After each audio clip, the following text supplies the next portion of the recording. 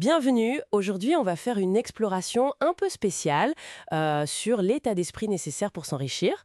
On se base sur les idées d'Alex Hitchens tirées d'une transcription d'une de ses vidéos YouTube. L'idée c'est de décortiquer un peu sa vision de l'argent, du succès, comment il voit les choses. Oui, et le point central, ça a l'air d'être vraiment comment la perception de l'argent et même le mental évoluent et comment, d'après lui, cet état d'esprit n'est pas juste une conséquence, mais peut-être même une cause de la richesse. C'est ça qui est présenté comme déterminant, quoi. D'accord. Et il commence en parlant d'un changement assez radical dans son propre rapport à l'argent. Il dit qu'avant, c'était une préoccupation constante, tu vois, les factures, les dettes, tout ça. Et qu'ensuite, une fois qu'il a atteint une certaine aisance, il y a eu un détachement. Un détachement, comment ça? Bah, il donne des exemples assez parlants, genre ne plus regarder les prix quand il achète un truc, ou relativiser complètement la perte de 50 euros. Il dit même avoir oublié une dette de 7 500 euros que quelqu'un lui doit depuis 2 ans. Ah oui, quand même, ça c'est un sacré détachement. Voilà. Et il ajoute qu'il ne parle d'argent que lorsqu'il est face caméra pour éduquer, comme il dit. C'est intéressant comme transformation psychologique.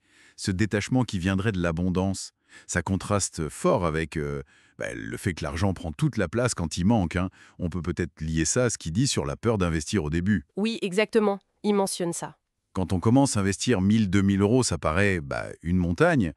Et sa technique, c'est de dire visualise la fin, quoi. La vie de luxe que tu vises pour que ces sommes paraissent moins énormes. Et ça rejoint sa stratégie de minimisation, hein. Quand il dit que gagner 10 000, 20 000, voire 30 000 euros par mois, pour lui, c'est rien.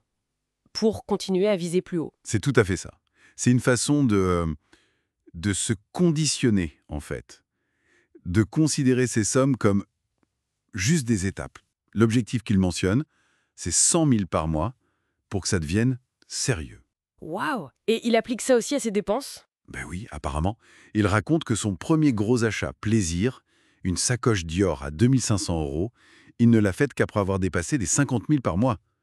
Même s'il avait 500 000 euros de cash en société à ce moment-là. Ah, d'accord. Il attendait vraiment un certain palier. C'est ça. Et il se souvient d'une journée où il a dépensé genre 5 000 euros. Et il ne réalisait même plus l'impact sur son compte. C'est C'est une autre dimension, quoi. carrément. Donc l'idée, c'est vraiment de construire activement cet état d'esprit où les succès financiers sont juste des marches, pas le sommet.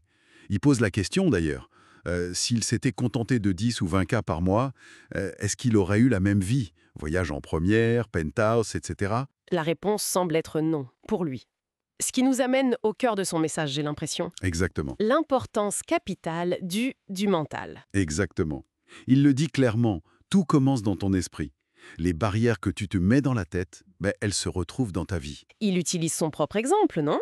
Quand il dit qu'il se sentait déjà gagnant, même quand il était endetté de moins 430 000 euros. Oui, c'est assez fort comme image. Cette conviction que l'état d'esprit interne, le fait de se sentir déjà réussi, ça finit par se manifester à l'extérieur. Il donne un délai genre 6 mois à 3 ans. C'est une conviction forte. Et ça s'applique aussi à sa vision du travail. Ah oui, très clairement. Il critique assez durement ceux qui disent que bosser dur, ça garantit rien. Pour lui, ça, c'est le discours de ceux qui, soit n'ont pas vraiment essayé, soit n'ont pas réussi. Il est assez tranché là-dessus. Oui, sa logique, c'est il faut écouter ceux qui ont ce que tu veux. Il cite des millionnaires, des milliardaires qui, selon lui, confirment tous que le travail acharné, ça paie. Donc au final, pour lui, le mindset, l'état d'esprit, c'est vraiment la pièce maîtresse, avant même les stratégies marketing ou autres techniques. Bon, pour résumer un peu cette analyse, ce qui ressort de cette source, c'est vraiment une perspective où la richesse, elle découlerait avant tout d'un changement intérieur, changer comment on voit l'argent et cultiver un mental très, très ambitieux, quoi. Tout à fait. Et ça ouvre une question plus large, je trouve, au-delà de l'argent. Dans quelle mesure est-ce que nos propres définitions de ce qui est possible, de ce qui est assez, ou même hors de portée, dans quelle mesure ces définitions internes façonnent, peut-être sans qu'on s'en rende compte, les résultats qu'on obtient dans plein d'aspects de nos vies? C'est une réflexion sur les limites qu'on s'impose, peut-être soi-même finalement.